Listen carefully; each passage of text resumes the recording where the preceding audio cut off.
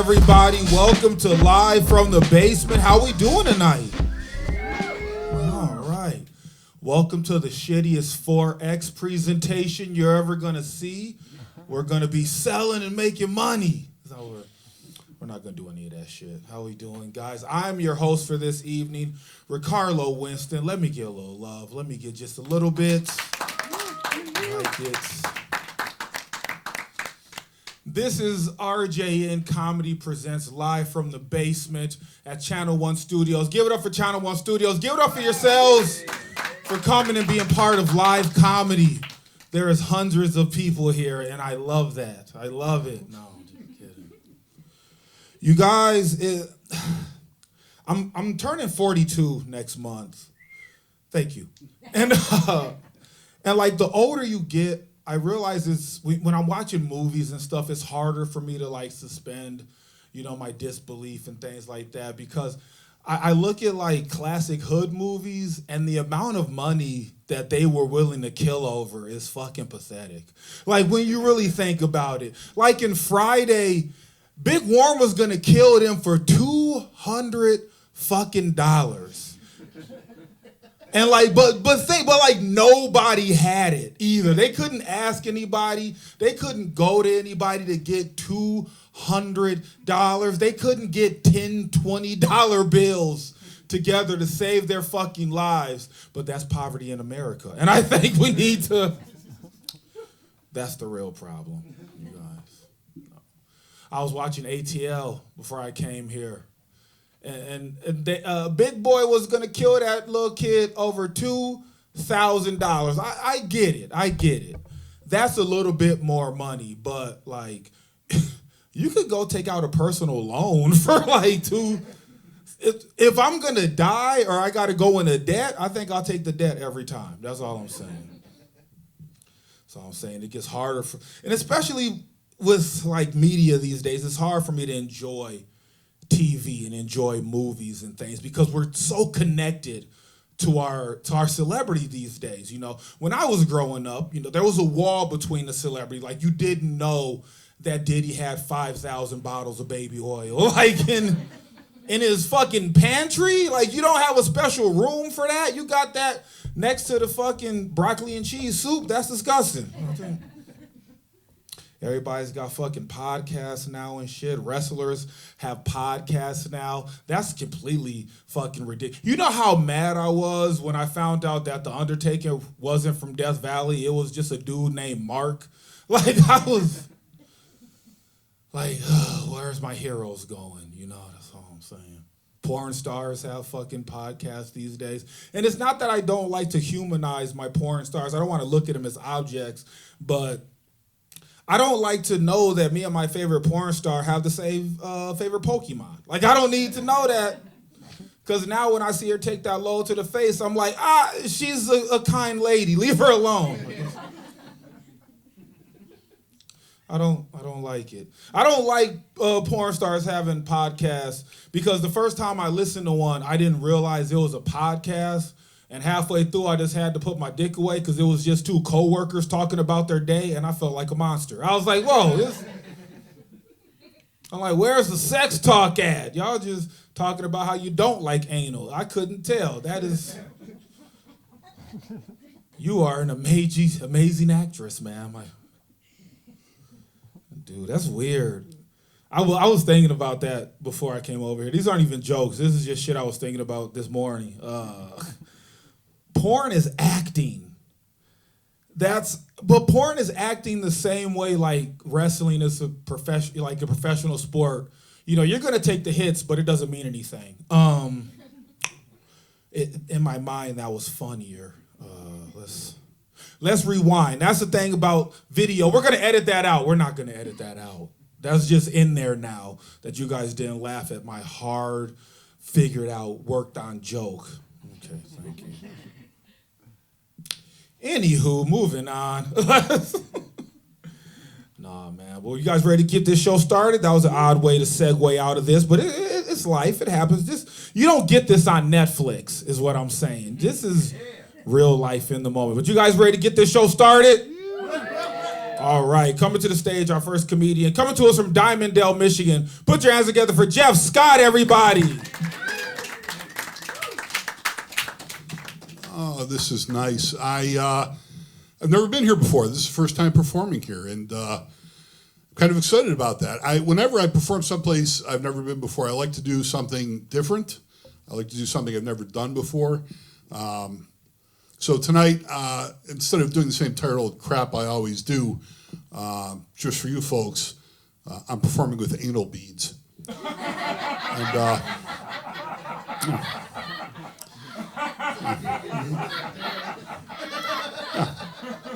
I hope you enjoy it. Yeah. I think it's really going to make a difference. I really do. I do. I am a little off tonight. I got in trouble at work, and it's kind of thrown me. I'm an attorney, and I am the senior attorney in my office. I supervise 5 younger attorneys, newer attorneys, and I mentor them, and I thought we had a good relationship. Communication is important, and I thought they felt comfortable coming to me and talking to me. And it turns out, I found out today that they complained about me. And of all the things, our office, we have private bathrooms. And they complained that I was taking a shit in the employee bathrooms. And I didn't think it was a big deal. But according to Human Resources, my open door policy has crossed the line.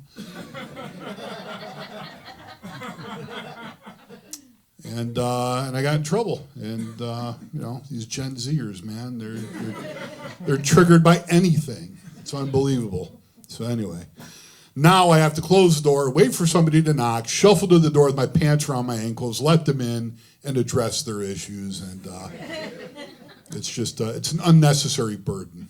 That's all. So I do have to get a new job. I hate my office. I got a problem in my office. My office is in a suite of 12 offices, and for some reason, my office is the only one that constantly smells like farts. And I can't figure out why, because I'm the only one in there all day. Yeah. And I talked to our maintenance guys about it to see, if there was something they could do. And when I explained the problem to them, they just walk away shaking their head, like they can't figure it out either. Yeah. Yeah. I have the same problem in my car. I don't know what's going on.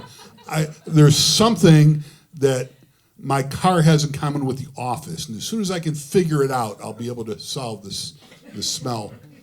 But anyway, where was I going with all that? Sorry about that.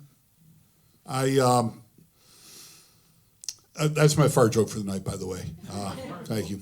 I finally have a fart joke in my repertoire. I've heard hundreds of fart jokes over the years, and I've told several of them myself. And it's interesting to me. I learned that the only fart jokes I can tolerate are my own. Mm-hmm. Yeah. Anybody else tells a fart joke, I got to leave the room or I start to gag. I can't listen to it. But I can tell fart jokes all day. Don't bother me at all. In fact, I'm not embarrassed to admit, I kind of enjoy my own fart jokes. Yeah. Don't. Anyway, I've been reading the Bible lately. The New Testament. I grew up like a lot of people. We all hear, the Jesus parables and biblical stories. And just recently, a couple of friends of mine suggested I read the New Testament. And I thought, why not? I enjoy a good murder mystery. So, was it the Jews or the Romans? The suspense. But spoiler alert, he's not really dead. Sorry. Hope I didn't ruin it for anybody if you haven't seen the movie, but yeah. Sorry. At the end, he regains consciousness and just kind of goes, fuck this shit, I'm out of here, and he wanders off. And then he comes back to Earth as God, but that's not my interpretation. In any event, I learned something interesting I didn't really know before, that Jesus was Jewish. And I don't know why it didn't occur to me. Well, I know why it didn't occur to me. He's Jesus Christ. I don't know if anybody else recognizes this, but Christ, not a Jewish last name. I never think about that. I mean, Jesus, Feinbaum, of course. Jesus Greenblatt, all right. Now we're talking, I get it. But Jesus Christ, I'm Jewish. I grew up in a predominantly Jewish area in suburban Detroit. I attended Hebrew school through the 8th grade. Of all the Jews I've known, I've never been to the bar mitzvah for little Mitchell Christ. I've never seen an advertisement for the law firm of, Greenstein, Weinberg, Finkelstein, and Christ. It's just not a Jewish name. But and his first name? Hispanic. Am I wrong? If you want to find another Jesus, you're not going to go to the Middle East. They're all in Central America playing baseball. That's all I'm saying. But anyway, here's what I don't get about Jesus. He was a carpenter, right? Yeah. But here's what blows my mind. You'd think that Jesus would be able to make enough money being the Messiah, he wouldn't have to have a second job.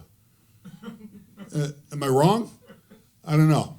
It just occurs to me that, even back in the day, laborers were getting screwed over, couldn't make a living wage.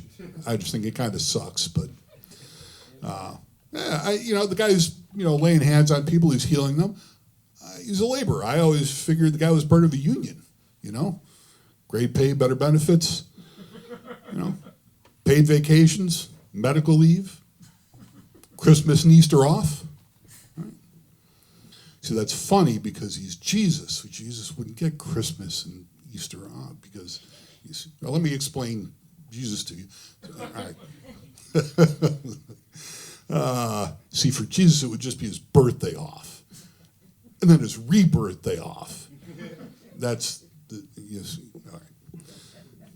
Do you think Jesus actually got 2 days off for his birthday, or do you think his bosses just said, enough bullshit, Jesus. One day, nobody else gets to claim that they were reborn and they're God. You get 1 day. Pick one. All right. Maybe just me. All right. I feel bad for Jesus, not for the whole being nailed to the cross and left to dehydrate in the desert, but because he was the Messiah. And as an attorney, I know what it's like when people find out what I do for a living and they all want free legal advice. I can't imagine when people find out you're the Messiah and you heal people, how many people are asking him for free miracles. Like he's a carpenter, he installs a bookcase in his neighbor's den. And before he goes, his neighbor says, oh, Jesus, the bookshelf looks great. Thanks for installing. Hey, before you leave, can you do me a quick favor? It'll take you 2 seconds, no time at all. My hemorrhoids are killing me, man. Can you just, lay hands on them, do that thing where you touch them, you lay hands, you close your eyes, and they disappear. I mean, it's got to happen weekly in this guy's life. I just can't imagine. All right. Apparently neither can you, but it was... You'll wake up at 3 o'clock in the morning laughing hysterically. It'll dawn on you, the whole hemorrhoid thing and healing. Trust me on this. It's a thinker. It'll take some time, but you'll get there. All right.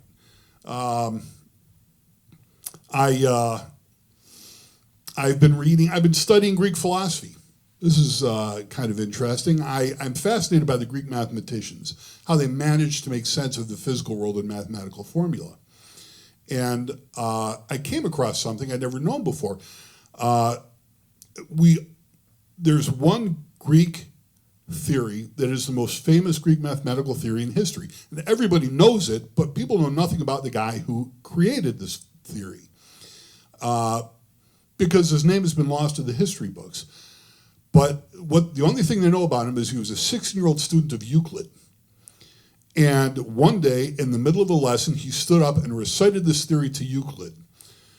Then the theory is, this is bullshit. Why do we need to learn this? I'm never going to use this again the rest of my life.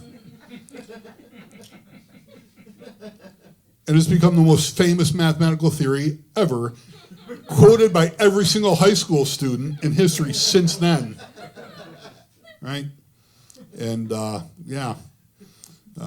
his name's been lost to the history books, which shows you how powerful the geometry lobby was in ancient Greece. I got arrested not too long ago. This is embarrassing. I was going at the self-checkout at the supermarket. And if people aren't familiar, there's a scam that people run where they pretend to scam an expensive item, but they actually have a fake barcode, and they're actually scanning the fake barcode that rings up for much less than the item they're trying to take. And it's a fairly common scam, and of course all the retail stores are onto it and they're looking for it. So I was at the self-checkout, I scanned something that I knew I shouldn't have scanned. And I immediately deleted it from the transaction. But store security saw me and they called the cops. And I learned something important in the process of getting arrested and going to jail. And what I learned is the retail value of my asshole is $5.49. Yeah. My sphincter looks exactly like the barcode for strawberry Pop-Tarts. Yeah. Very embarrassing. But I guess the lesson I really learned is, with an asshole that cheap, I got to stay away from prison.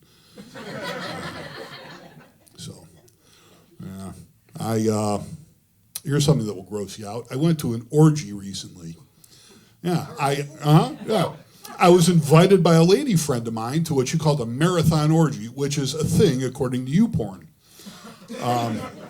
These underground sex clubs have these massive orgies that go on for days. They're called marathon orgies. And I was hesitant to go because, I'm not exactly in my prime orgy physique. I'm sure it's not a secret to anybody. The vest isn't hiding my belly, I'm sure. But she said, I wasn't going to go, and she said, you don't have to be self-conscious. There's people of all shapes and sizes there. And she said, if you really don't want to participate, they have a lobby there where they have a TV, they have a bar, you can hang out there. So I went to the marathon orgy. And when I got there, I decided to participate. And I'm glad I did, because I finished first in my age group. How awesome is that? Huh? I set a record for quickest finish. Yeah. Who'd have thought in my physical condition I'm going to be finishing first in a marathon? But, what I'm most proud of, I beat the Kenyans. Yeah, it was awesome. Oh, my. I got a cat. During the COVID lockdown, I decided, everybody was changing things up a little bit. I decided to get a cat. I'd never been a cat owner before, but I got myself a black cat. And his name's Jaquarius. Yeah. Mm-hmm. One apostrophe, just one apostrophe. Yeah, J-A''Querries. Hyphen James. Jaquarius James is his full name. And I didn't want to name him that because I didn't want people to think I was being racist. I didn't want to offend people. But I kind of felt like I didn't have a choice because I have 3 other black cats in my neighborhood, Dontrell, Shavante, and Laquan. And what was I going to name mine? Whiskers? Mittens? Just wasn't going to work, so. I went with Jaquarius James. His street name is Young Nitty or Lil Nit. So, yeah. I have no idea what that means. You'd have to have Shavante or Laquan. But I made a decision. It's controversial, and I'm not telling you this to be provocative, just as a point of fact. I decided understanding that he's a black cat, I decided I'm raising him Jewish. And yeah, I just don't know enough about his ancestry to raise him in his own traditions. So being Jewish, I decided to raise him Jewish. My friends think I'm an idiot. They're like, it's a cat. Why the hell are you raising him Jewish? You're an idiot. And they may be right about me being an idiot, but for the wrong reasons. But I think it's perfectly natural to raise him Jewish. I understand Judaism. And besides, he's a funny cat and he's good with money. So there's some Jewish blood in his lineage anyway, right? So I think it's perfectly natural. The first time I did that joke was in Ypsilanti. And this is absolutely true. I did that joke. 3 black people laughed hysterically, and a dozen white people stared at me in silent judgment. It was strange, but I had one woman tell me that I was racist for doing that joke. It happened to be a white woman of all things. And I don't get it. It's ridiculous. I mean, I can't be racist. My cat's black. Right? It's like my get out of racism free card. All right. I am dating a woman. I don't really know how it's going. We argue a lot. She thinks that I'm not very thoughtful. And it culminated with a potluck barbecue that we'd gone to. She had made this homemade 7-layer dip, and she made these homemade organic tortilla chips to go with it. She put a lot of effort into it. It was really nice. I brought up a pack of gum. She got mad at me. She said it was thoughtless of me. It took no effort. I said it wasn't thoughtless of me. I thought people would enjoy a piece of fruit stripe. So I did put some thought into it. And besides, I think people really enjoyed it. Everybody wanted to know who brought the fruit stripe. Yeah. People asked, who brought the fucking fruit stripe? Mm-hmm. And somebody else asked, who the fuck brought the fruit stripe?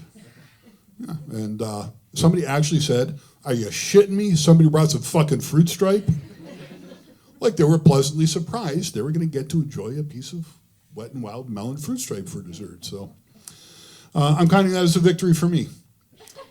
And still, I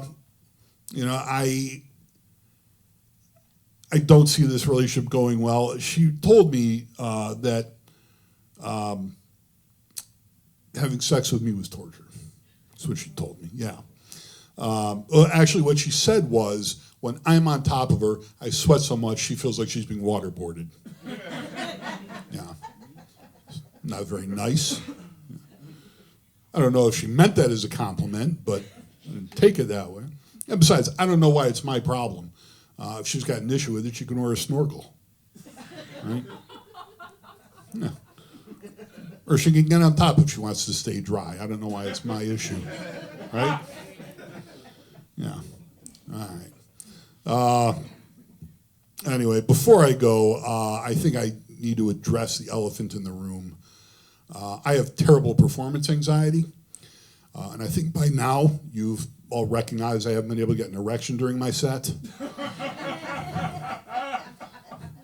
It's not you folks, it's me. You're an attractive audience. I put a lot of pressure on myself to perform for you all. And sometimes it just doesn't happen. I'm embarrassed. But if you're patient with me and you give me another chance, I know I can do it. Thank you.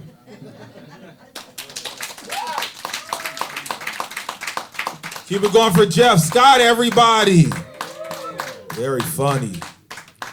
Y'all didn't know this is actually going to end in a marathon orgy at the end, so we've locked the doors. There's no, I'm just kidding. Give it up for Jeff one more time. When you were up there, you were like, oh, I'm an attorney. And I was like, dang, I need to put Jeff on retainer. But then I looked down and saw you had on running shoes. And I was like, hell no. Like, if you ever go to court and your public defender come in some running shoes, y'all both going to jail. Like, don't think. Thank you. Guys ready to keep this show going? All right, let's start clapping right now. Let's get hype right now. Coming to us, this is a living legend coming to us from the Highland area. Put your hands together for Hunter Miles, everybody. What's up, everybody? Keep it going for Carlo and Jeff, please. Let them hear it. Fuck yeah. And now, there is no stool. So, it's where that goes. My name is Hunter. It's a pretty white name. I'm sorry about it. I am pretty white when it comes to black guys, so you're welcome. No, I think it fits. Now, I am half black, to be exact. If you can't tell, I'll blame it on the lighting. What is kind of black? I mean, I call myself kind of black, but you guys could tell I'm mixed. I didn't have to tell you that. I'm sure I look like every other mixed dude. That's it. I look like all of them. Usually after comedy shows, I'll have an older white lady come up to me and go, "Hey, you look exactly like my sister's new stepson." Devin. Or Devon when you guys say it. If it's not a new relative, it's usually an athlete of some sorts, a mixed athlete. Steph Curry, Seth Curry, Pete Davidson. I get it. Neither mixed nor an athlete, but just ambiguous enough, I guess. And I'm fine with it. A lot of people attribute to me Pete Davidson's disease. And hey, no complaints. I'll take it at this point. But I don't have much to offer. I am fairly, I have all these limbs. I don't really know how to use them. I'm not very aggressive or violent. You can tell from looking at me. You'd win any fight. Any of you would most likely win. I'm not very aggressive. With me, you're not going to get like 50 Shades of Grey. I'm sorry. The most I can give you is 50 Shades of Gangly. I hope it translates. No, I am kind of black. What does kind of black mean? To me, kind of black means if you see me driving down the highway, jamming out, there's a 50-50 chance it's to Fleetwood Mac. And a 50-50 chance it's to Mac Miller. As to say that even the black half of me, still pretty white. Still pretty white, but I'm trying my best. I am half black to be exact. Of course, my mom is white. My dad is black. Such is tradition. Tradition, stereotypes, semantics, really. If you don't know, some black men are traditionally attracted to thick white women. And yeah, all right? My mom's thick, all right? She's thick with 2 C's, I'll give it to her. But that is about where the stereotypes end. Because my mom is probably the blackest white woman I've ever met. Like, she quotes 2 Chainz on a daily basis, even though we adamantly ask her, please do not do that. She goes, no, I checked my watch. I got time today. I'm like, Mom, I don't even know if that's him. My mom is the blackest white woman. But it makes a lot of sense because my dad is definitely the whitest black man. Like, there's Carlton from Fresh Prince, and then there's my dad. Like, if there's a scale, he's pretty high up on it. I put him above Ben Carson. My dad's last live show, last concert he went to was a Ozzy Osbourne cover band. Sorry, a local Ozzy Osbourne. Which is almost admirable to a point, to be like, God, I love Ozzy so much. I'll watch anyone do it. It's a special kind of white. especially for a black man. My parents were pretty cool. We got parents in here. Clap your hands if you got kids. Hell yeah. A few, not so proud. Some were just slow to clap, that was all. I'm not judging. No, I got a kid, he's pretty cool. I think my parents were a good example of parents. It's hard raising a child in general, raising a kid, because you want to, raise a well-rounded individual. You want to, teach them all the things you wish you would have known at that age, which is tough because we all figure things out in life at a different time and in different ways. Like me personally, I didn't even find out I had a son until he was 3 months old. Which is the blackest part about me, yes. But I also didn't find out I had chlamydia until I got a prostate exam, which I'm told is uncommon. Yeah, I don't know why. At 20 years old, I decided to get a prostate exam. I was peeing weird, and I thought, you know what? Let's check my butt. Seems like an odd route. I just think there needs to be an easier way, to figure these things out in life. Like, you guys remember Scared Straight? You remember the show Scared Straight? I think there needs to be a Scared Straight for lesser life mistakes. Yeah. Also, that's not what I call my son. He's a big one. No, a Scared Straight for lesser life mistakes. Like SoundCloud rappers, right? We all know where that's going. And white people who like to say nigga a lot. Doesn't seem to bode well. Actually, I could see some crossover in those communities. Why don't we just make it the same program? Just take them both in a van, drop them off downtown Detroit, maybe South Side Chicago. Just have at it. Let the SoundCloud rappers try to peddle their mixtapes. See how well that goes. Let the white guys who like to say nigga so much do that. See how long you last. I'm trying my best to be a good dad, but I have realized that even my poor parenting can still build pretty good character in my son. So I stopped giving a shit so much, because like I said, I'm kind of black, which means my son is a quarter black, which means he's white. It's just how that math works. I could show you the work. I'd rather just give you the answer. He's pretty white, much whiter than me, which means he needs some things I didn't need so much growing up, namely sunscreen. That's the big one.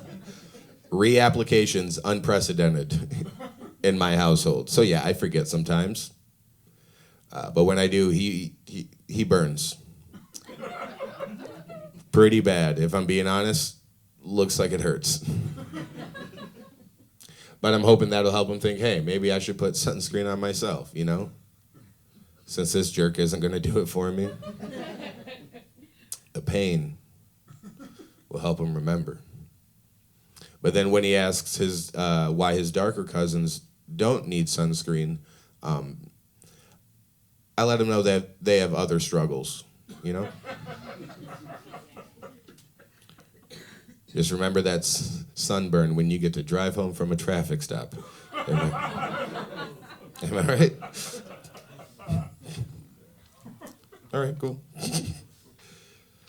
If you don't like the joke, I'm sorry, but fix the problem. All right, then we won't have anything to talk about.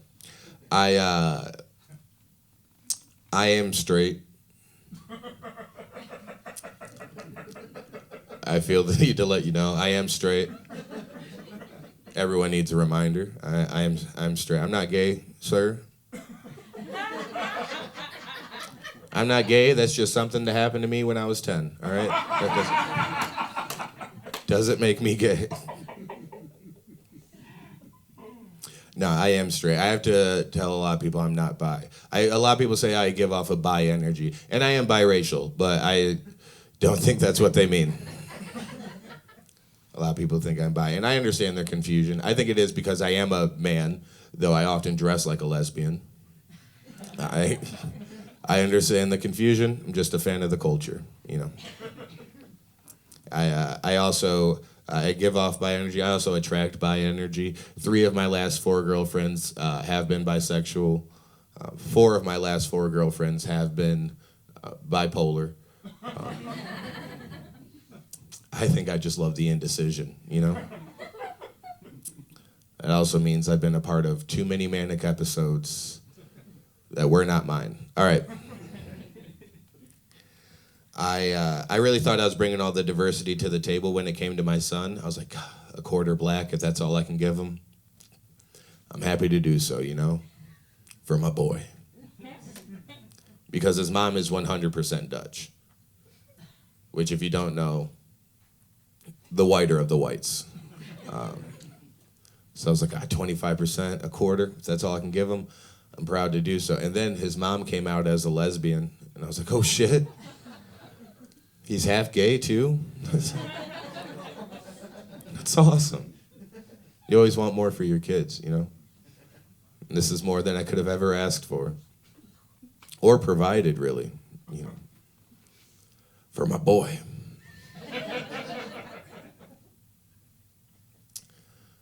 I do a lot of driving, too much driving for someone so dumb. I don't know shit about cars. Like I said, I'm kind of black. My dad didn't have a dad, so some lessons don't get passed down. That's all I'm saying. Me and my dad are both just YouTubing it and fucking trying our best.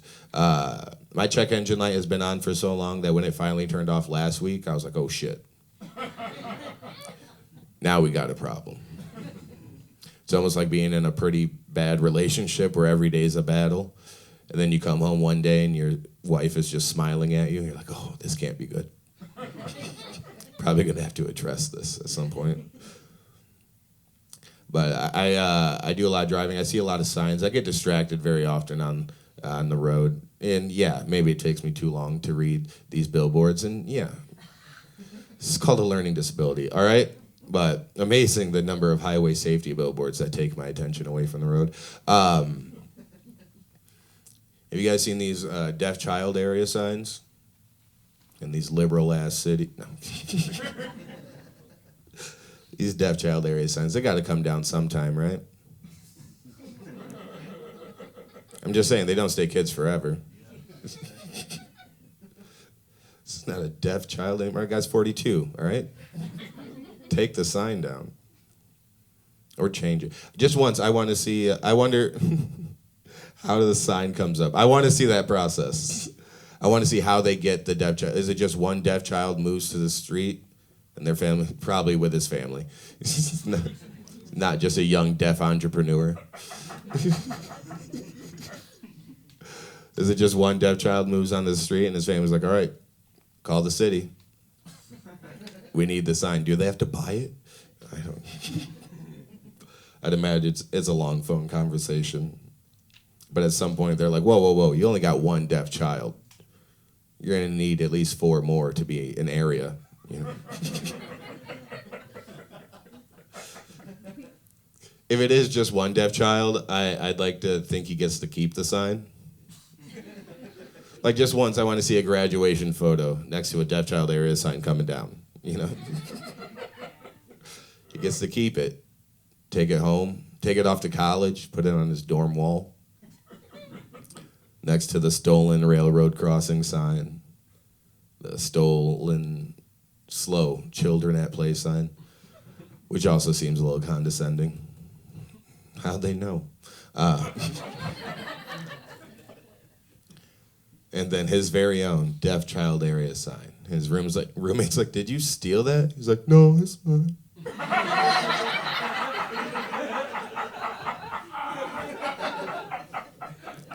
Not everyone knows sign language, so I still have to do the voice for you guys.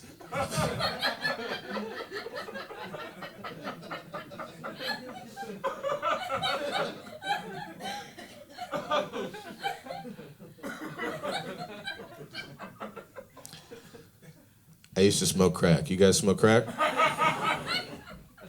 Taught myself sign. No. Smoked so much crack I went deaf for a bit. that earring and just never went away. Sorry, real crackheads know. No, I used to smoke crack. I don't anymore, sadly. No. I celebrated 7 years clean from crack and cocaine. Thank you, I appreciate it. Hey, I did it for y'all. I did it for you guys. My family, my son, they begged me, please stop with the crack. I said, nope. No, not until I know that there's a basement in Muskegon.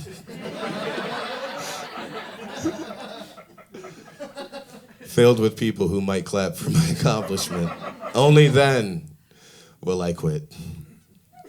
And thank you guys, you fulfilled the prophecy. Here we are, we get to die now. I don't smoke crack anymore, I only smoke weed. And honestly, I do think it's because of the advertising. You see a lot more signs for weed nowadays. No signs for crack. Kind of like we forgot about crack. You see signs for weed everywhere telling you to buy weed here, buy weed here. Don't even buy this weed, just take it for free. Free weed. Next exit. And then other signs are like, but don't drive on it. Keep it away from your kids. Which, yeah, okay, I get it, but we don't even have those signs for crack. That's why your kids are on crack. Probably in your car. In Kent County, there's a campaign telling you to keep your edibles away from kids. It says, keep it high, keep it locked, keep it hidden. Keep your edibles away from kids, which is a good idea. We should keep our edibles and our weed away from kids. Unless you're cool, you know? Nah, I'm kidding, of course. What a huge waste of weed. Now, I do think it's a great slogan, keep it high, keep it locked, keep it hidden. I do think they could switch the order, because the first time I was walking by, I just saw keep it high, and I was like, hell yeah, man. And then I just kept it moving. I said, this is a good enough message, I'll leave it there. But like I said, I get distracted often by billboards and whatnot. A lot of billboards just seem to sound the same to me. Slogans just run together. Like in Grand Rapids, we used to have Spectrum Health. Now it's Core. Well, who gives a shit? But Spectrum Health, their billboards used to say, impossible happens here. When I was driving down south, Virginia State University, their billboard said, great happens here. When I was driving into Pennsylvania, the first billboard I saw said, sex trafficking happens here. Which I do think is more of a PSA than an advertisement, but I still think they could switch up the order. Or switch up the wording, probably. Because right now it just sounds like an attraction. Like, visit beautiful PA. We're a sex trip. We also have Gettysburg. Just a bunch of tragedies. All right. Yeah, I think this is my last billboard joke I got for you. Here we go. I was driving in Grand Rapids. Known for their billboards. No. I was driving on the S-curve where there's a new billboard for Calvin College. If you don't know, Calvin College is a Christian college in Grand Rapids. And they have a new campaign, their Go Beyond campaign. And this advertisement on the billboard on the highway said, go beyond your limits. Which is a terrible message on the highway. I don't know if you've caught that. Whatever the limits, go beyond them. Speed, fuck that, dude. Go beyond it. Drinking, you've been drinking tonight? Fucking go beyond that. What's illegal? What's the legal alcohol? Go beyond it, dude. Also, it says your limits, not even. It's like, what? Who gives a shit about the law? What do you say? Yeah, now go beyond that. I don't know if it's okay, if it's an okay advertisement for the college or a great advertisement for God. Either way, you're gonna meet him. All right. Abide by these words, you will see him. like I said, I used to smoke crack. I don't anymore. I still see remnants of crackhead energy alive and well in my life today. Like they say that energy can neither be created nor destroyed, only transferred. I think my crackhead energy is transferred to my weed smoking. Because like I said, I only smoke weed now. The other day I was smoking weed out of my little glass piece that I use for portable smoking, my portable smoking device. And I dropped it and it shattered. And I was like, fuck. Smoking on the go is a no-go for me. Until I grabbed my bong. And I put that in my passenger seat. Don't worry, I know the laws. Click it or ticket. Put the seatbelt on. I'm not a monster. I don't know if that was the crackhead energy or the fact that I was doing dabs. Which if you don't know, means I also had a torch. And if you're torching anything while you're driving, you should probably pull over. And then chill out, man. It's just weed. It's just crackhead behavior.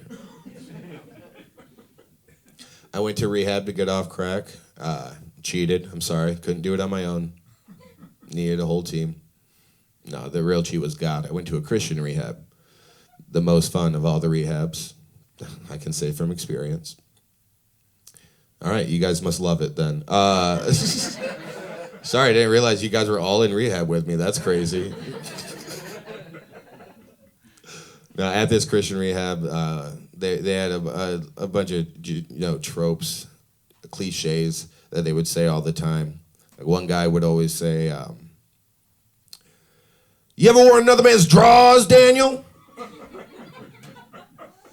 He'd say that often. Just him, though. We didn't talk to him too much. The pastors would often say things like, if you can chase God with half the effort that you use to chase drugs, there's no reason you shouldn't stay off the streets. Which I get. I understand. But like,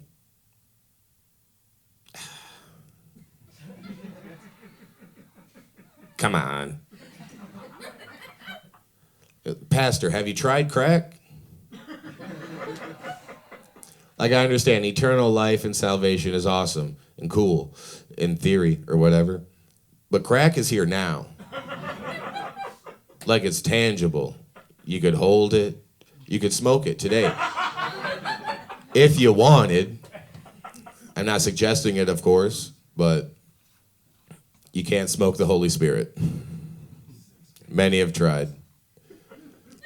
I met them in rehab. All I'm saying is God to crack. It's like apples to... It's not even apples to oranges. It's apples to crack. There's really no comparison. I would like to think I'm doing better for myself. Some things tell me I'm not. Like the other day, I went to, I had to pay for gas with $6.76 in change. But that's only because I used my last 2 cash dollars on a tall boy.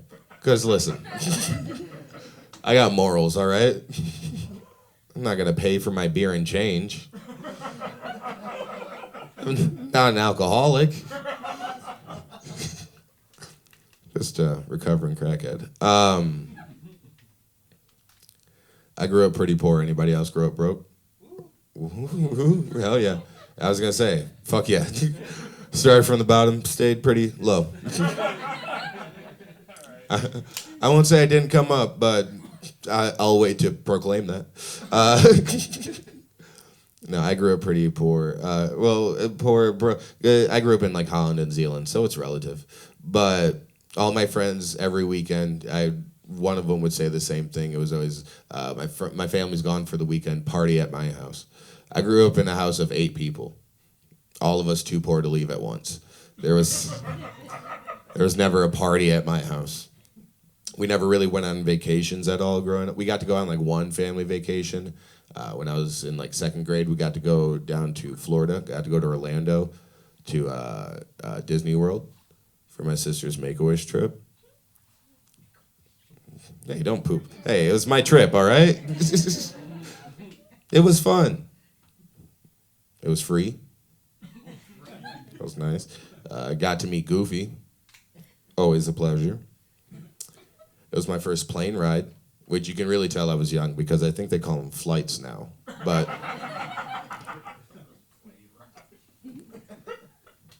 and my sister lived, which is cool, I guess. It's what you hope for. Wouldn't have been a great trip if she didn't. Well, who's to say? Well, anyways. No, she lived, which is cool. Like I said, it's what you hope for. But what they don't tell you about those Make-A-Wish trips, if you beat whatever terminal illness gets you the trip, you got to pay for that trip. Yep. Unless you get cancer again. So my sister found the loophole. Don't worry, she beat breast cancer too. So you can give it up for her if you'd like. Yeah, it's a happy ending. Just don't give it up too loud. All right. Those debt collectors are still listening. Make-A-Wish wants their money. The neat thing about being kind of black, besides still being white enough to say words like neat, I guess, that is still one of the N-words that kind of makes me cringe, you know? I can't say words like neat in front of my black friends and family. Around them, I don't really have white privilege. I have more like white allowance, where I'm allowed to do or say so many white things before I got to switch it up real quick. Remind them my middle name is Marcel, damn it. I am kind of black. Like the number's 3, I can do 3 really white things before I have to do 5 really black things. Yeah. It's a compromise we came up with.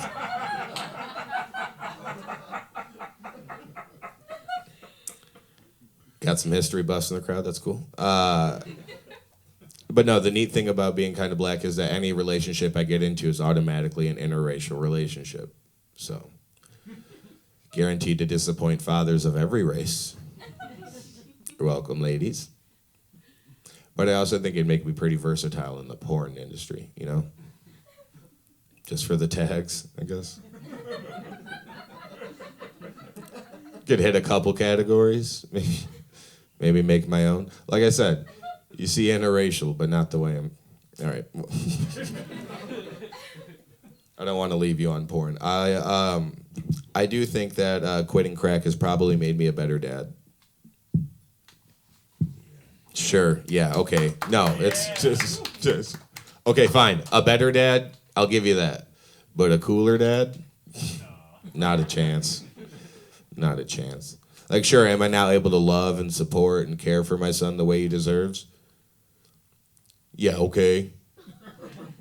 But at what cost, you know? Because like I said, he's pretty white. So I do feel I may be depriving him of any possible street cred he could have had with a crackhead as a dad.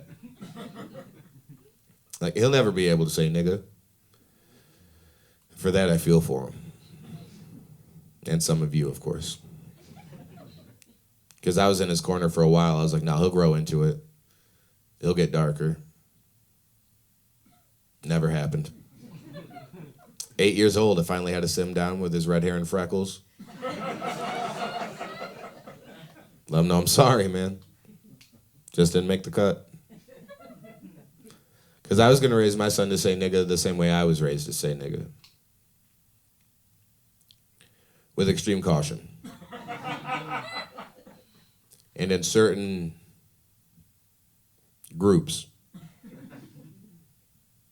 So thank y'all niggas for allowing me the comfort to tell these jokes tonight. Let's get your host back up here. I've been Hunter Miles.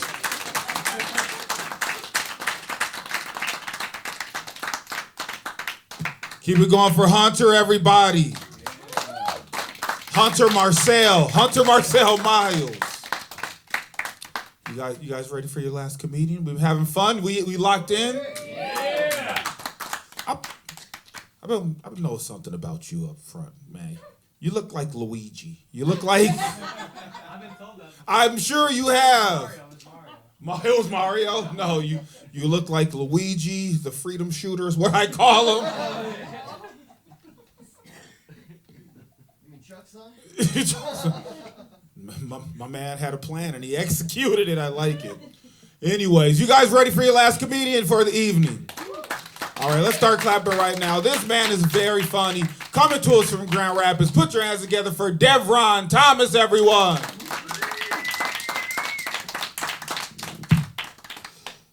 And keep it going for Ricardo, man. Make some noise for him.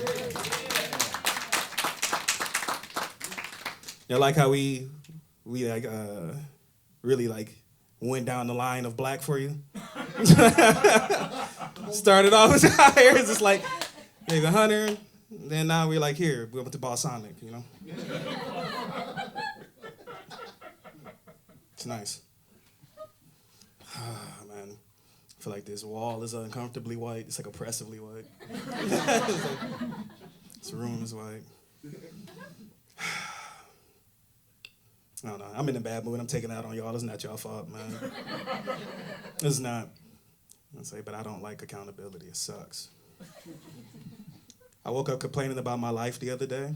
Just annoyed, like shit's going wrong. Like fucking sick of bills, sick of shit. And I go across the street to the gas station. And right around the corner over there is just a homeless dude, smiling, shaking hands with people, hugging them, not complaining about shit. And I was like, damn, Devvaron, you gotta move. This neighborhood is terrible.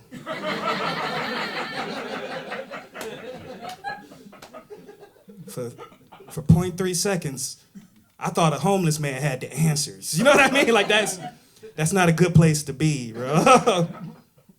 Sometimes I'll be seeing him, I'll be like, he was like, they're doing crack, it looks sad. I'm like, for you, but it doesn't seem to be, because he's been here like for 3 years. You know what I mean?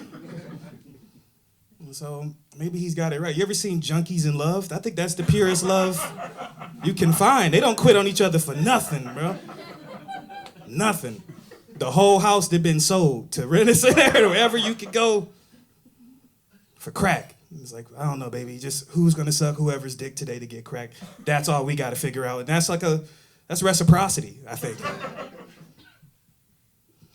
I was just sitting there watching him every day, like, damn, you know what I'm saying? I was going through a breakup at the time.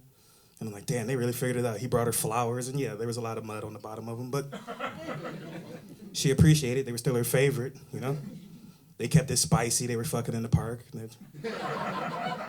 It's pretty public. We were all there. I had to ask, bro. I was like, damn, man, this is like beautiful. I had to go down and ask, see how they kept it together all these years. So I was like, hey, man, real quick, you know. And before I could really get it out, she dropped her knees and started blowing the guy. And he looked at me and said, nigga, you got $1 or not? Which is why you should never meet your heroes, you know? It's just gonna hurt you in the end. I've been doing comedy a little while now, cause and that's just the way I like to let people know that I do know white people now. And it's interesting, cause I came here from Detroit, and like Detroit. I have to say that, cause people will see glasses and be like, oh, Farmington Hills, you know? Ooh, you know, suburban. I'm like, no. I was like, me and my boy Sherrod would get into it all the time for me doing what is colloquially known as white shit, which for him was just me reading books. He'd be like, hey, you gotta chill on all these books, bro. You're gonna start talking white. I was like, shut the fuck up, Sherrod. That don't even make sense. Then I started using the word colloquially in sentences. And I was like, damn, maybe he right, you know? That's crazy, though. People don't even determine race. It's actually a job for the police. And they do it using this cool new method called bullets. They seem to swear by it. They like really... When I first got to Grand Rapids, people would ask me weird questions. They'd be like, hey, what was it like growing up in the hood of Detroit? Like, was there issues with crime or poverty or like Jordan releases? And none of that really was really a problem. Like, it's all a matter of perspective, because the first time somebody ever robbed me, it boosted my self-esteem because I was too poor at the time, you know? He walked up on me, he's like, nigga, run your shoes. And I was like, Thank you, bro. I knew my shit was dope. Like, here. When you wearing it, let them know I keep that shit on sometimes, bro. Tag me in the photo. So it didn't really hurt me. The poverty wasn't the biggest issue for me. The biggest issue for me was having a mom named Candy. That sucked, because niggas don't care about your feelings. They just be in their face. And my mom was hot. I knew that like early on. My mom was fine. I say that like my mom was a cheerleader. My dad was a drug dealer. Very cool combination of people, which is a really roundabout way to let you guys know that she had me at 16, you know? You don't just get to be that cool without teen pregnancy. It's a checks and balance system that the world worked out. So people would just be in the parking lot like, hey, man, tastes just like candy, singing to my mom and shit. And her dumb ass would be like, oh, I love this song. And I'm like, you don't realize these kids out here playfully referencing eating your box in this parking lot? And they'd be like, we all doing it. And I'm like, fuck, I guess I'll just go get some character. It's like, figure it out, man. So, I am poor. That should be clear from your angle. It's not necessarily the outfit of a man with employment opportunities, you know? It's the outfit of a man whose Netflix subscription needs an updated payment method. I'm gonna get it after the show. It's fucking funny, man. I've spent a lot of time on like Temu. Temu's a good ass time. We got like 3 people who are proud Temu shoppers. Where y'all at? Make some noise if you've been on Temu. That's right. I can't believe that there's still so few people shopping on Temu. It makes no sense to me. It's amazing. It's like gambling. Every time you're on there, they start flashing lights in your face, a wheel starts spinning. There be words at the top like, you about to win $200. You be like, ooh, I ain't even stopped the wheel yet, but I know I'm winning. That's crazy. Like $200, that's like 3 years worth of clothes on Temu. There's really only one downside to Temu that I've seen so far, and that's just that feeling I get whenever I get something that cheap, you know? I guess the best way to describe it is like, it's probably what people who bought anything made of cotton in the 1800s felt like. Because I don't know how, but I know slavery's involved. Like that wasn't even a polyester blend, that was a full cotton shirt, and it was 75 cents, I'm gonna buy it again. You know, like you don't get that kind of pricing without fine 14-year-old Asian ingenuity, you know? It's the sadness that I've accepted. It's like, give me more money, I'll save them. It's crazy, man. I spent a lot of time arguing words with people, and that's something I've come to love, especially with white people. It's one of my favorite activities, you know? You guys get real passionate about stuff sometimes, and I'm like, that's nice. You know, that's real sweet. Like, people would argue with me about homeless and unhoused a lot. Like, I'll make a joke about the homeless, and they'd be like, call them unhoused. Gives them more dignity, because they don't have a house. And I'm like, yeah, but they're also less a home, so who is this for? You know, like that's. And I live next door to the homeless, as told by the adventures this last couple of days. I like to ask questions. I'll be like, real quick, bro. People out there like asking questions. Can you take this seriously? Can you put the pipe down? People out there want to know, what do you prefer to be called? Do you prefer the term homeless or unhoused? And he took the question very seriously. He put the pipe down and set me on the porch, looked me dead in the eyes, and he said, nigga, do you have $1 or not?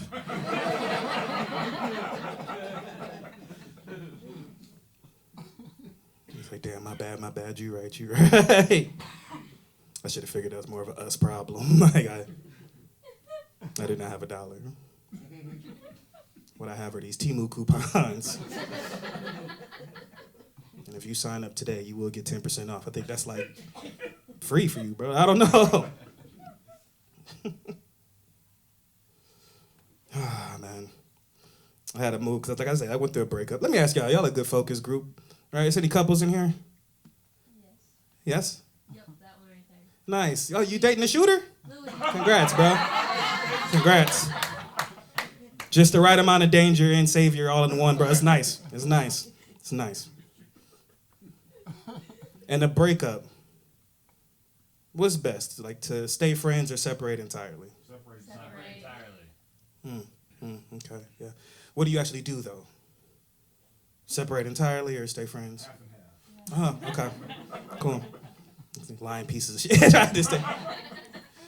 Pretending morals. I personally have never done separating entirely. I'm working on it. I hear great things. But staying friends makes no sense on paper either, you know?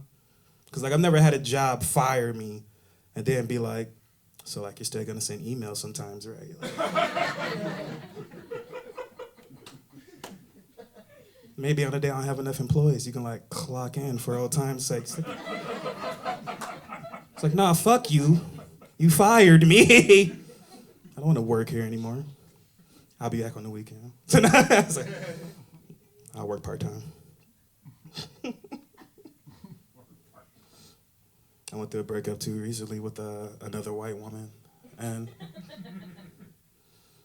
I know a lot of people make a big deal out of race sometimes, but I'm glad that we're getting past that one. Like dating a white woman is no big deal, you know? I think dating outside of your race in any generation shouldn't have been a big deal. It teaches you valuable lessons just like dating anyone else can.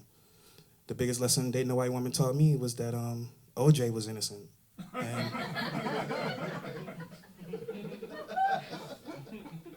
y'all laugh, but he was. He was innocent. Completely innocent. Nobody warned that man at all. At all. Nobody told him about the levels of passive aggressiveness you face with a white woman. Because black women are like very direct, you know? They're like, you're like, what did you say? And she's like, bitch, I said. And then you're like, okay, I know what the problem is. And I know I'm not gonna be able to solve it, so good luck on your travels. But with the white woman, somewhere around the 50th, I'm fine. You're just in a white Bronco on the highway. 15 cops in the rear view, trying to figure out where it went wrong, bro. Like,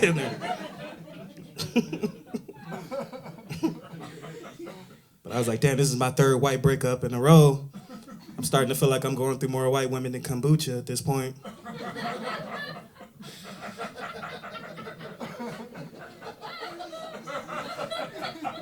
That might be a problem. You know, like I might.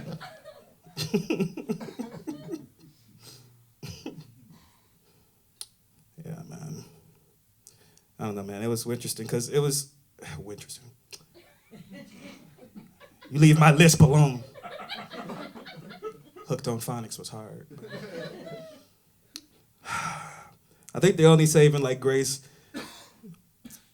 I could take out of this whole thing, because it was kind of hard to date her in the first place because she had 2 shining white albacore babies.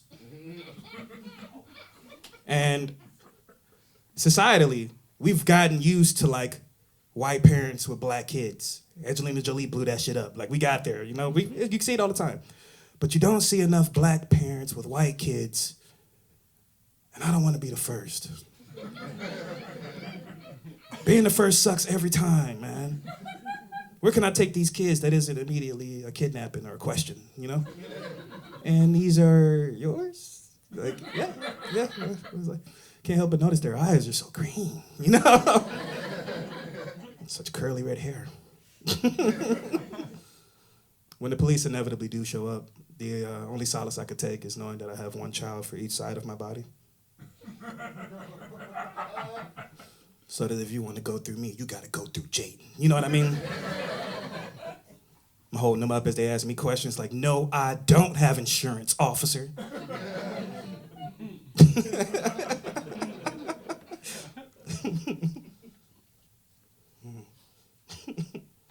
don't know, man. I knew it was getting to me because like little shit was pissing me off. Those days when you wake up and you're just in a bad mood, you like seeing somebody out the window, you're like, I don't know who that is, but fuck them. They exist and therefore, you know.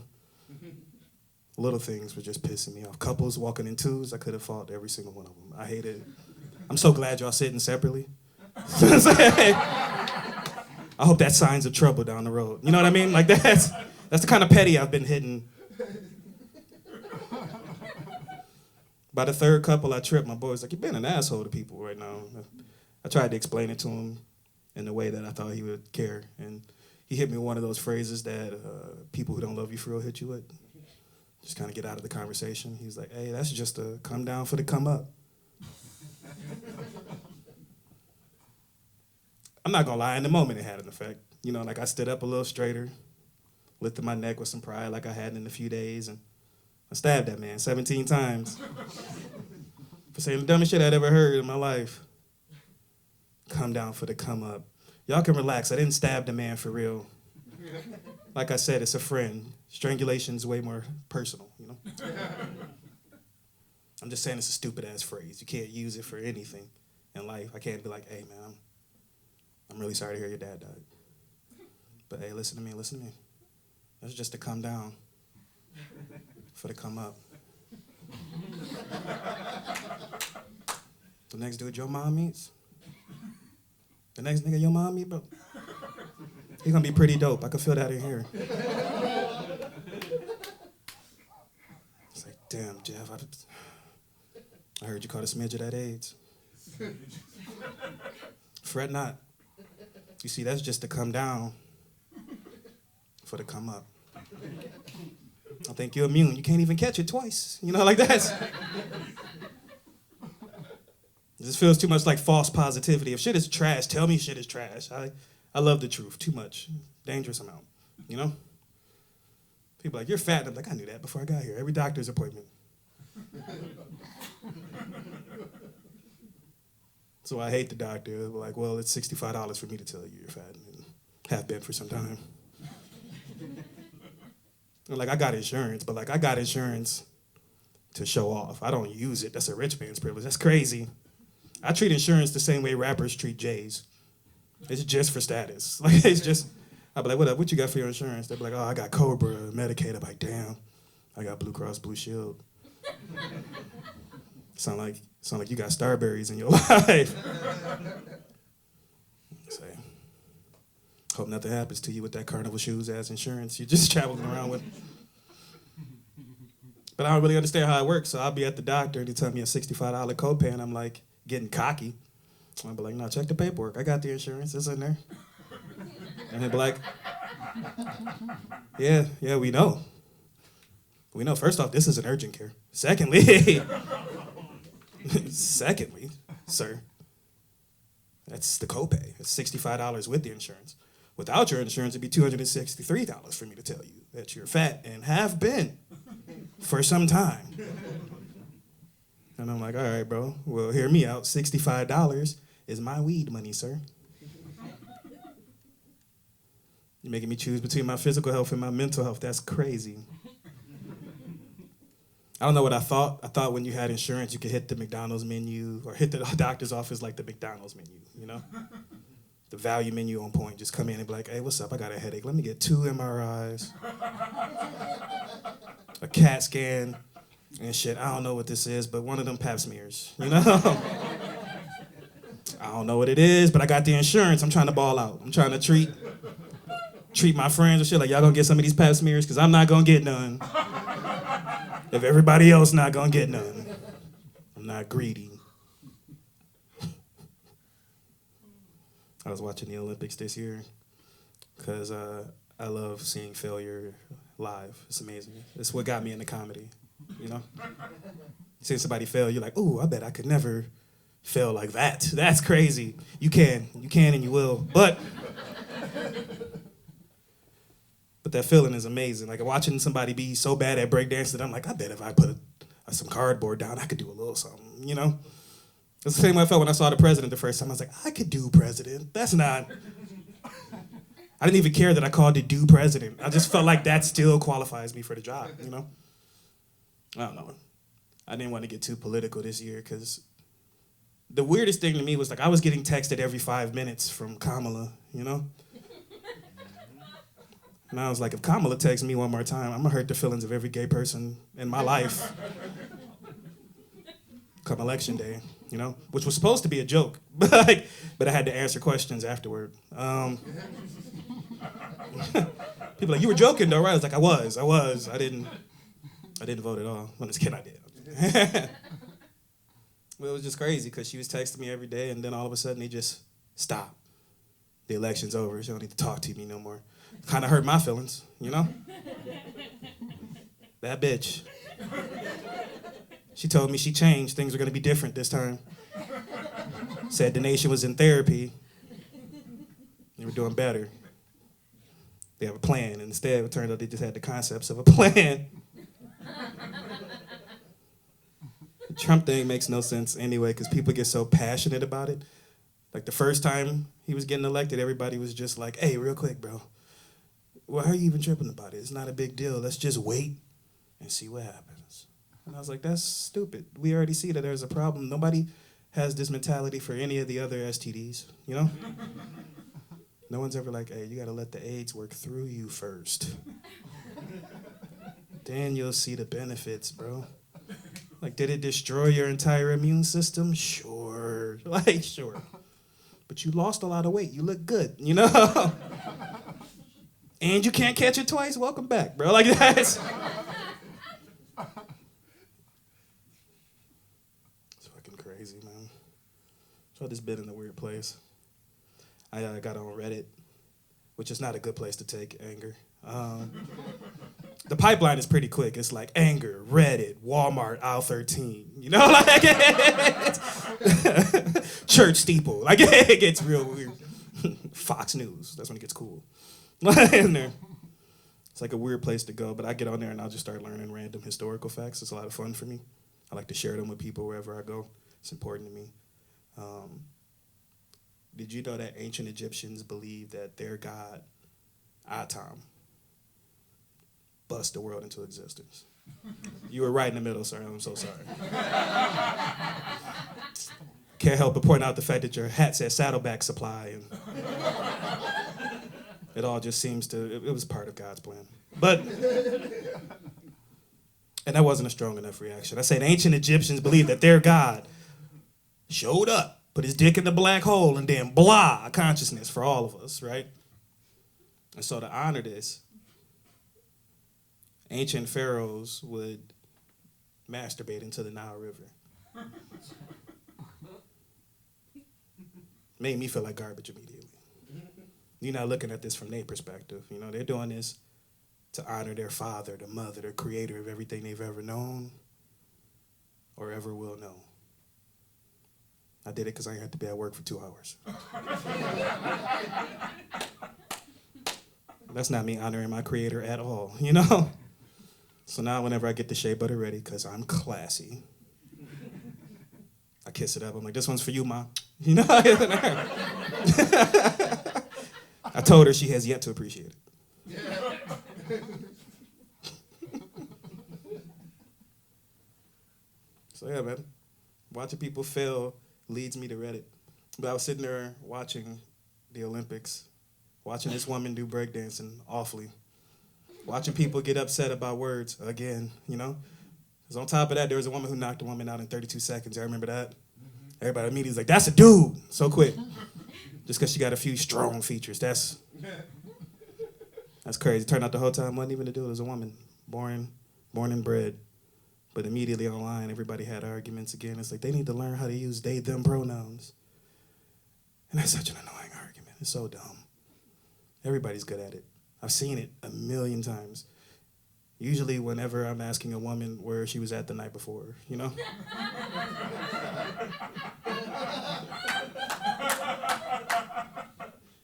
I'm like, where were you at? She's like, I was with them. I'm like, who is them? It's like, they are there, bro. Like, that's just a bunch of friends. Just a bunch of genderless friends. Like, in there.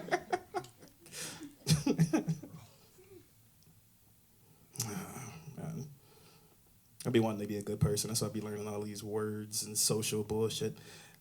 I want to be relatable on stage. It's important to me, you know? I like to talk about things we've all been through. So I used to live above these 3 hookers. And okay, not that relatable. Got it.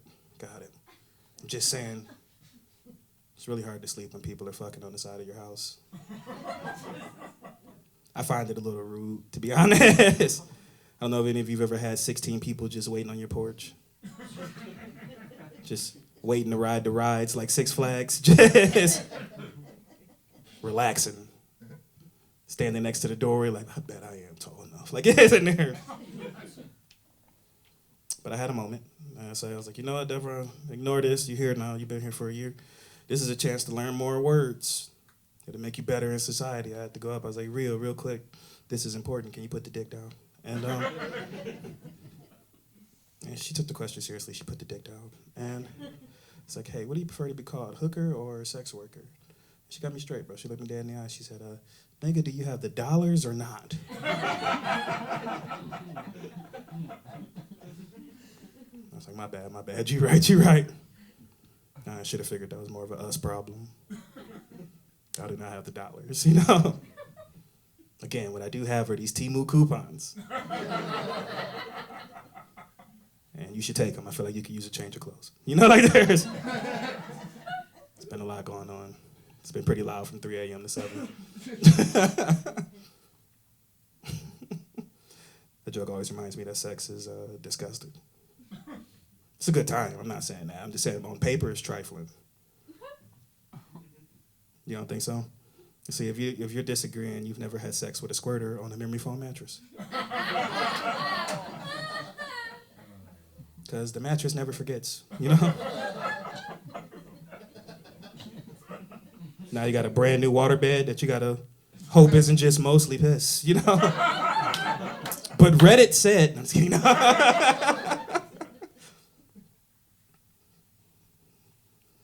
It's a good time, though. I say, I don't know. I feel like it throws you off your game sometimes. Like I was dating a woman recently who said I can sleep with whoever I want, which felt like a trap. You know, it's a Jedi mind trick if I've ever seen one. Because all of a sudden I didn't want to. It was like being on Netflix, and I was like, oh, there's just too many shows. I can't. I'm just gonna sit and watch the menu. I just appreciate that I can have Netflix in my life right now. Which is a weird place to be, because I know beforehand I had a mentality of like a car wash at noon. It was just like, you get in here, half off. You know, you got a platinum membership, get in here. It's not a good enough analogy. It's like if somebody brought you a plate of donuts, huge, and said, hey, we're just gonna keep bringing you plates. You can eat as many as you want. I'd be like, damn, you know what? I'm not gonna fuck these donuts. They've been glazed enough, you know? I guess that's just the respect I've built for donuts over time. Except the ones I beat at the gas station. They were $1.50 though. They knew what this was.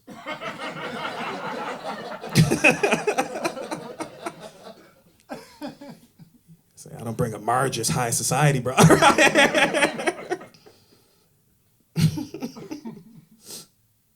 So fucking dumb, man. It's annoying to realize you're stupid. Anybody ever wake up and be like, damn, I'm dumb as hell? I do it every day. You know how hard it is to wake up and go outside every day without a plan? You know how much shit is outside? And I keep forgetting that, man, because I have these glasses. I know what I look like. People see me, they're like, I bet bro could fix my Xbox, you know? Nope. And I remember when I thought I was smart. When I was the only one who knew how to plug in and unplug the router, I'd be in my house like, mom be like, ooh, my baby's so smart. I'd be like, I'm going to MIT. There's no way I'm not the future, baby, you know?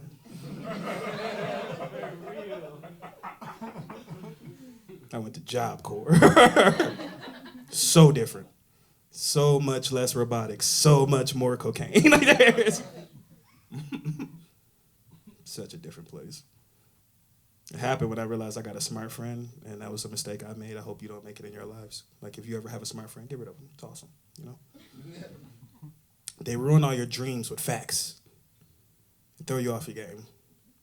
I had a friend start talking to me about the proletariat one day. He's like, the bourgeoisie want to take the means of production away from the working man. I was like, what the fuck is that, Greek? You know?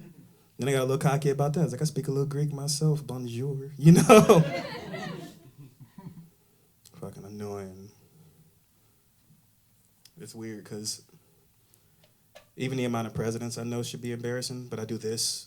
I'm in a basement right now. CD basement. You know what I'm saying? With my pants on. I usually, anyway. say, I was made different promises. I saw a guy with long hair holding a camera. I was like, I know what this is. So I say, I get this, man. It's the 70s reborn. But no, I do this, so I don't really get embarrassed anymore. Like the number of presidents I know isn't stupid. There should be somewhere different. But I feel like in every conversation I'm having with people, if you know more than 5 presidents, I don't see why you ruined a perfectly good conversation anyway. You know? Not one of us should go. Because George Washington, he was the first. We all got him.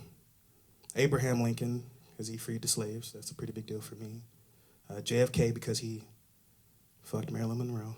I heard he did other things, not really of note. Obama, because black. And Rutherford B. Hayes, because I thought he was black. Couldn't understand for the life of me why a white mom in their time would name their baby Rutherford. That's a 70s pent name if I've ever heard one. Every time I heard the president's name, I just hear the town crier voice. They're like, hear ye, hear ye. Coming, it's Rutherford. Hayes. Like, Quincy Jones did this? Just here to argue parliament and slap bitches, you know? Or whatever presidents do. I've never seen a president in a leather beater and shades just ready to backhand the first lady. I think the closest we ever came was Clinton. But just feel like it doesn't really happen.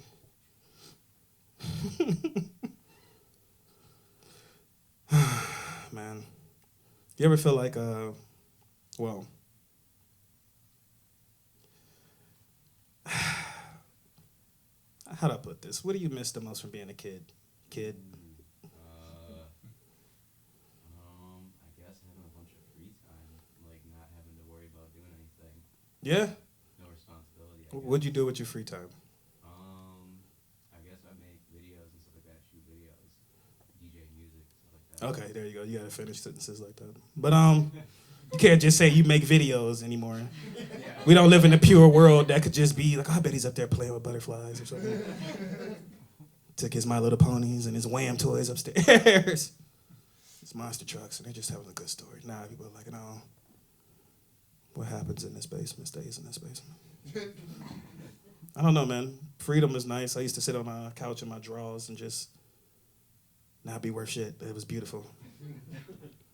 But I feel like that's not the thing I miss the most from being a kid. I feel like what I miss the most is the way titties used to make me feel. I miss it so much, man. All the time. We're jaded now. We forget. We forget because it's like in your pocket. You can see titties at any time. But I remember when it used to take about 30 minutes to load a quality titty. Be at home, the screen is just like, I'm in my room like,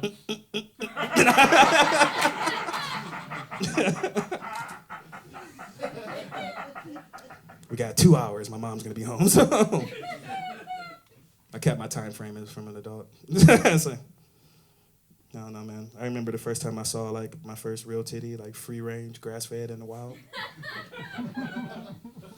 We were at a concert downtown at Cobo Arena in Detroit, and my boy Sherrod saw some girl's titty slip out of her shirt. And he's a good guy, you know, at least he was.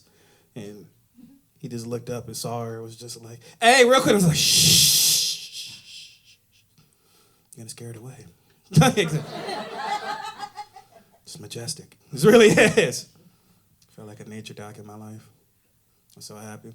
It's like, just like you said, bro, circles on circles, you called it. But somewhere along the lines between where I grew mine or my daughter grew hers, they just became the enemy. I feel like I got a kid. I didn't know if that was clear from the last sentence. You guys parents in here? It didn't sound loud before. Yeah.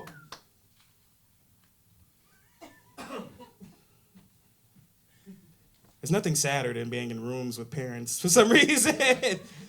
Because like there's never like a loud like, woo, hell yeah, I got kids. Ricardo, thank you for being a proud father. How many kids do you have again? 3. When did you get proud? The 3rd. Yeah, it's like, he's like, that's why we named you Charm. Just people are just like, I'm just in public trying to get drunk, man. I didn't know we had to bring up our kids. But I got mine, and her name's Treasure.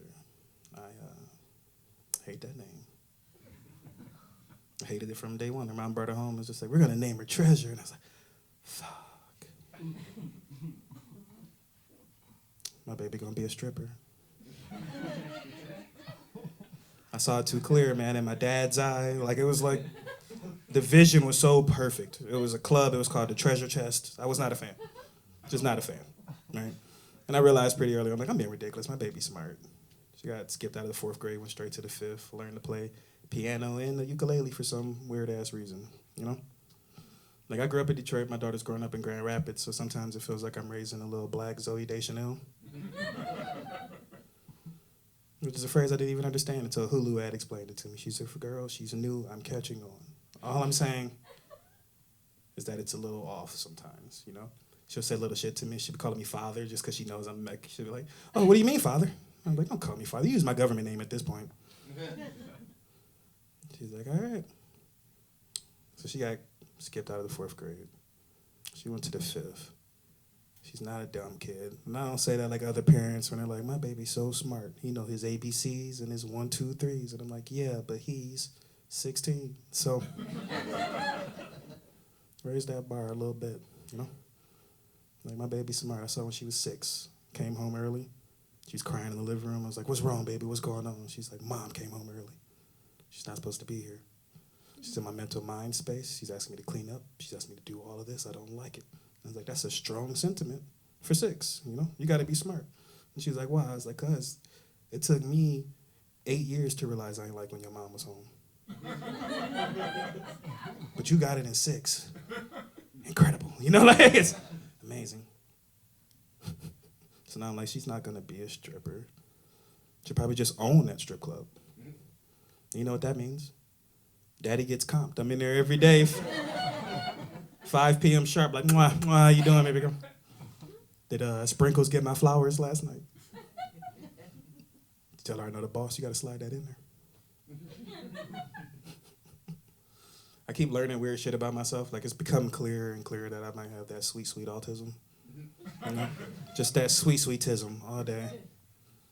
And I'll get really locked in on phrases and not notice that I've done it for years. Like, things that get in my head are like, oh, treat others the way you want to be treated.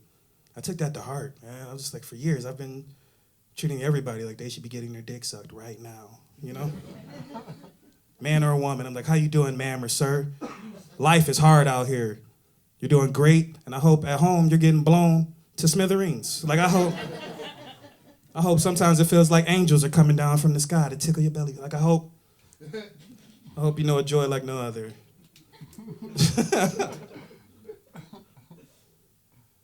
It keeps backfiring. My kid has it too. She has a bipolar disorder, autism, and schizophrenia, which we've dubbed the unholy trinity. And because it's rough, you know? It's like hanging out all day with your future murderer. It's like, it's a lot. You know, it's just me trying to keep the peace all day. Man, like, I can't believe your mom didn't give you snacks because it's after 10. Here, you know, it's crazy. I never really liked her either. That's so weird.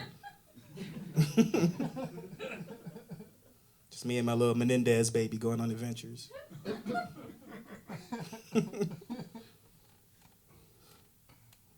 It's like backfired on me there too, because I'll be teaching in a box and I'll teach her to roast. I'll be like, if you can't hurt people physically, you hurt them emotionally. That's a good number 2, you know? And I'll just start telling her jokes, and she'll be like, hey, real quick, before you're done, I don't think you're funny, bro, but go on. I'm like, all right, cool, that hurt, but hear me out. I can still abandon you. The statute of limitations has not run out, believe it or not. A lot of deadbeat dads, very fulfilling lives. I've done the research. Research was just me calling up my dad, like, hey, bro, you ever feel bad about leaving? He's like, who is this? Bet. But she's cool people. So she keeps me around. She keeps me humble, if that's possible. I feel like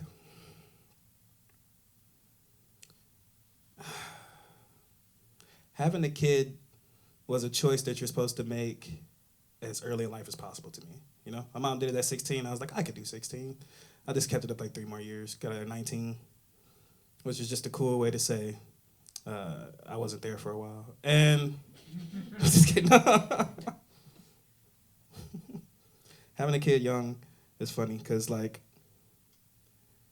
you'll see things on them that you should have seen on you, and you're like, oh shit, that's so weird.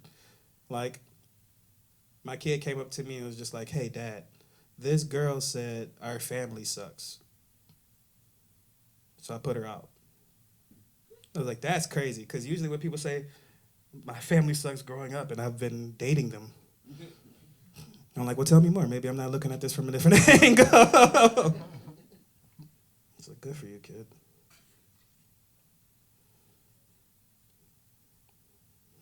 I don't know where I want to go with this.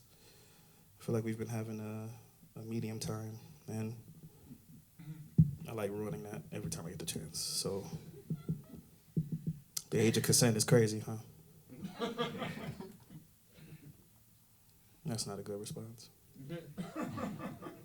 Y'all can relax. I'm not up here like, well, why the fuck not? This isn't my weird ass TED Talk, all right? Sorry if you were hoping. I'm just saying it's weird that it's somebody's job. That's always seemed weird to me. Somebody's job. Somebody's out there just like, you know what? You're 18. You're ready. Get on out there. You know? What was your research? Government official? Did you watch Bring It On the night before? We're just like, ooh, that age. That's the age of consent. For me and all of Alabama. You know? Never makes sense to me. You got to buy cigs at 21. That's a law they just changed less than a decade ago. Still only 18 to do porn. It's a pretty big fuck up of priorities, you know? Teens are like, well, what can we smoke? And the government's like, you can smoke these dicks on camera. But don't ruin your lungs, Stacy. Listen, if you need help, what you want to do is you want to go over, hit up Carlo Winston. He's got a basement full of solutions for you and your lungs.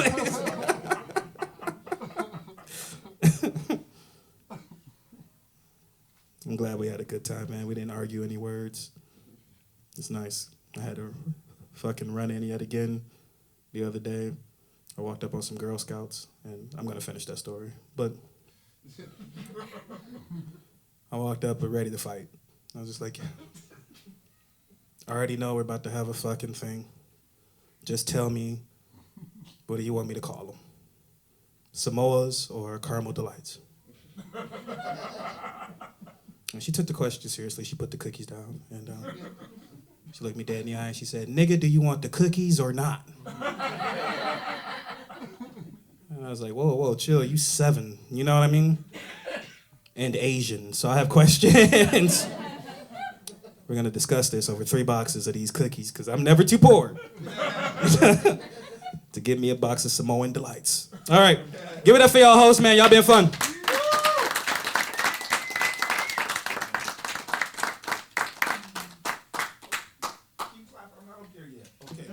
All right. Give it up for Devvaron Thomas, everybody. Hell yeah, man. Did you guys have fun? We have a good time tonight? Yeah. We do this show once a month. Next month is January? Yeah, right? Yeah, next year, that's my birthday show. So I'm headlining that show. So if you guys are all invited to the party, if you come out, we're going to have a good time. But let's give it up for our comedians again. Give it up for Jeff and Hunter and Devvaron. Why didn't you two sit next to each other? What? I showed up earlier. You showed up, bro. You're out. You guys are out. I came from a dinner. Oh, okay. You guys are out. Oh, you guys are a hot fucking couple. Let's just set. You guys want to start the marathon orgy? We can just. We'll watch you two to get us all revved up, and then we'll jump in like double Dutch. That's the best thing. But thank you guys for coming out live from the basement. Good night.